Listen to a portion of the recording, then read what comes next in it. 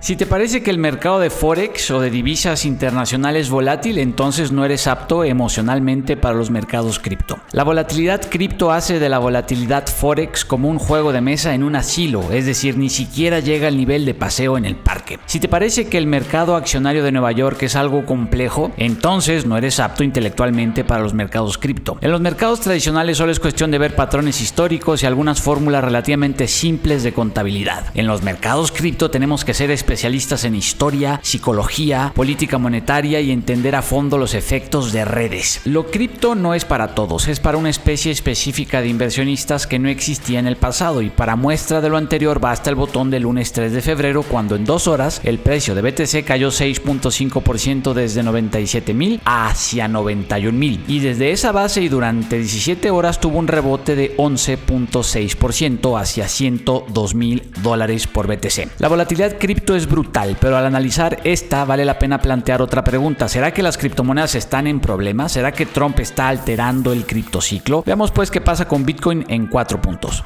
Tesla podrá ser una compañía, pero su acción definitivamente solamente un meme es.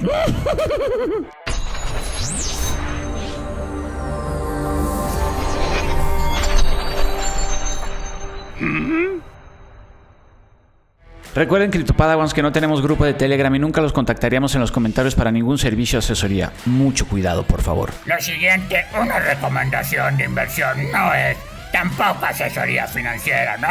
El objetivo de este video educativo es...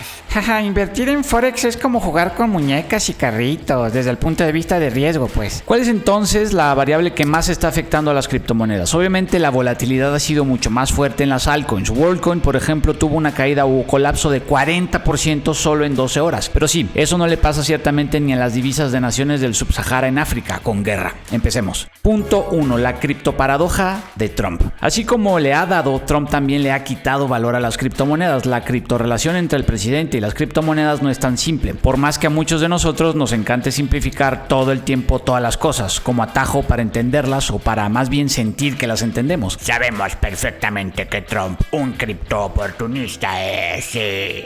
De acuerdo completamente. A partir de ese hecho podemos quizás empezar a analizar la naturaleza de esta saga. Hace no muchos años Trump decía que Bitcoin era una estafa y ahora dice que debería ser la divisa del mundo. Un cambio de opinión interesante, pero bueno, se lo perdonamos porque hasta Larry Fink, el CEO y fundador de BlackRock, que el mayor gestor de activos del mundo, experimentó un cambio de opinión similar. Pero fuera de estos cambios de opinión de Trump en específico, lo importante para la industria cripto son sus acciones, sus ejecuciones que afectan directamente al precio de las criptomonedas. Desde antes que se convirtiera otra vez en presidente, Trump ya era un arma de doble filo para Bitcoin. Totalmente, fue particularmente positivo y pro cripto todo lo que dijo en el Bitcoin Conference del año pasado, como que crearía una especie de reserva estratégica en Bitcoin, que hoy más bien parece que tomará la forma de un porcentaje de Bitcoin dentro de un fondo de inversión soberano. Sin embargo, a la par que decía todas estas cosas pro cripto en campaña, antes de ganar las elecciones también decía que subiría sustancialmente los aranceles a buena parte de las exportaciones hacia Estados Unidos. ¿Y por qué los aranceles son negativos para las criptomonedas, joven Padawan? Los aranceles o la agresividad mercantil de Trump es en realidad en términos netos negativa para la industria cripto por 3 razones. Primero, si suben los aranceles, digamos a exportaciones mexicanas, chinas o canadienses, entonces México, China y Canadá exportará menos bienes hacia Estados Unidos. Y si se exportan menos bienes hacia Estados Unidos, menos dólares entonces viajarán a México, China y Canadá para convertirse por su moneda local, o menos de estas monedas locales se utilizarán inicialmente en la transacción de comercio internacional en cuestión. Y si esto pasa, entonces el dólar se fortalecerá. ¿Qué tiene de malo que el dólar se fortalezca? Si el dólar se fortalece, solo quiere decir que el dólar es más caro, y otra manera de ver el costo del dólar es a través de la tasa de interés. Si la tasa de interés son más altas, esto le afecta directamente a los activos de riesgo como Bitcoin, y entre más altas sean, le afecta más a los activos más arriesgados, entre los más arriesgados como las altcoins de baja capitalización. Además, si Estados Unidos deja de comprar bienes importados, los países exportadores tienen que bajar sus propias tasas para compensar la desaceleración local económica, lo que también provoca que el dólar se fortalezca, sí. De tal manera que podemos ver que por un lado Trump favorece a las criptomonedas en general, pero por otro lado también las perjudica, como bien lo hemos atestiguado por la volatilidad reciente. La pregunta en realidad más importante y más allá de la volatilidad es cuál es el efecto neto y final de Trump sobre Bitcoin y el resto de las altcoins, y para eso puede ser útil ponerlo todo en una balanza. Y otra vez, no nos interesa la volatilidad, no somos becarios invirtiendo en Forex, somos criptoinversionistas. ¿Qué pondrías entonces del lado negativo de la balanza? Punto número 2, lado lado negativo de la criptobalanza Trump.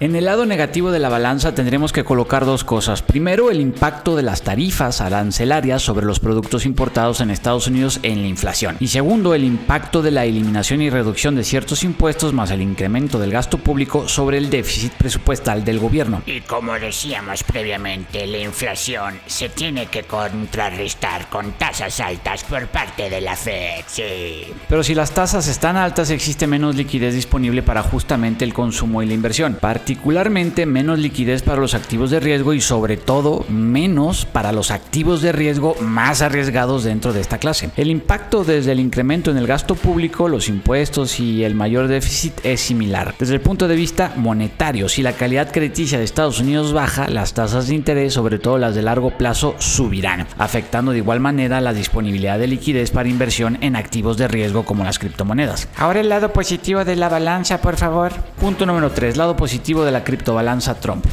El lado de la balanza con los elementos pro cripto parecen ser ligeramente más pesados en tanto que se componen de tres variables. Número 1, la agenda pro cripto general de Trump, que incluye la reserva estratégica, los miembros pro cripto de su gabinete y un marco regulatorio favorable. Número 2, que al final las tarifas, al analizar el choque con Colombia, México, Canadá y China, son meramente una herramienta de negociación agresiva, sí, pero al final solo para tener una amplia ventaja en la mesa de negociación o en la mesa de hacer presión.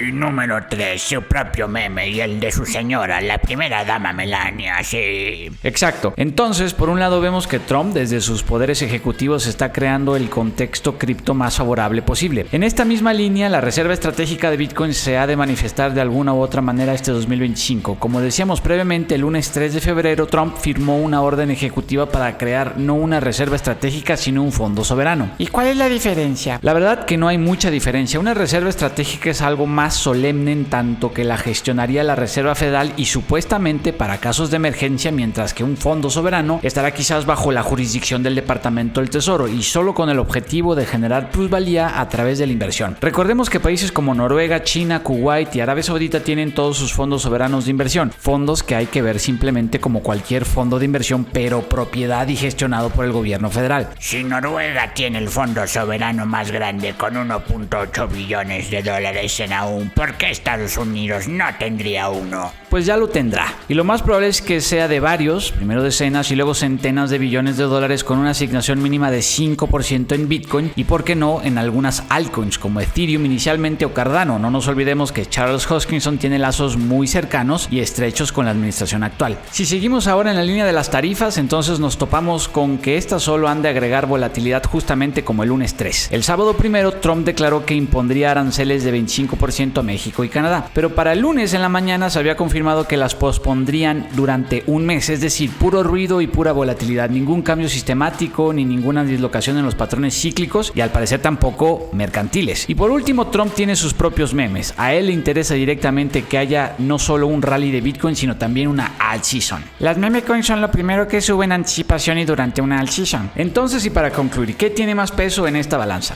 Punto número 4. ¿Cuál es el efecto neto en la criptobalanza de Trump? Al ver cómo muchos elementos de la balanza se netean o se compensan entre sí, incluyendo a los aranceles, dado que muchos economistas afirman que no serán inflacionarios, y esto bajo el supuesto que sí se acabe aplicando las tarifas y no sean solo una manera de hacer presión, que parece que es el caso, lo único que no se compensa, sin embargo, son los planes del actual presidente de Estados Unidos de reducir impuestos e incrementar ciertos gastos federales, provocando un incremento en el déficit, que a la postre resultaría en tasas de interés más altas. Pero ese tema en específico es el menos detallado por lo pronto. Y además, menos impuestos, mayor gasto federal y mayor déficit resultan también en mayor dinamismo económico, es decir, este sería el mejor escenario de altas tasas de largo plazo para los activos de riesgo. Además, el mundo no es solo Estados Unidos, sin olvidarnos que si Estados Unidos incrementa su deuda, alguien más tendría que comprar dicha deuda, y ese alguien más solo podría ser la Fed. Es decir, ya se ve de lejos el final del quantitative tightening y el inicio del quantitative easing, el mejor escenario posible para las altcoins. En futuros videos seguiremos hablando de esto. ¿Cuál es la conclusión entonces, hermano? La conclusión es que el resultado neto de esta balanza es que 2025 sí tendrá un desempeño más favorable y más positivo para Bitcoin y las criptomonedas. Quizás también más dramático y volátil que si Trump no hubiera ganado las elecciones en noviembre de 2024. Si quieres conocer las 5 mejores criptomonedas para febrero, haz clic en el link. Paciencia, jóvenes Padawans, y que la criptofuerza los acompañe.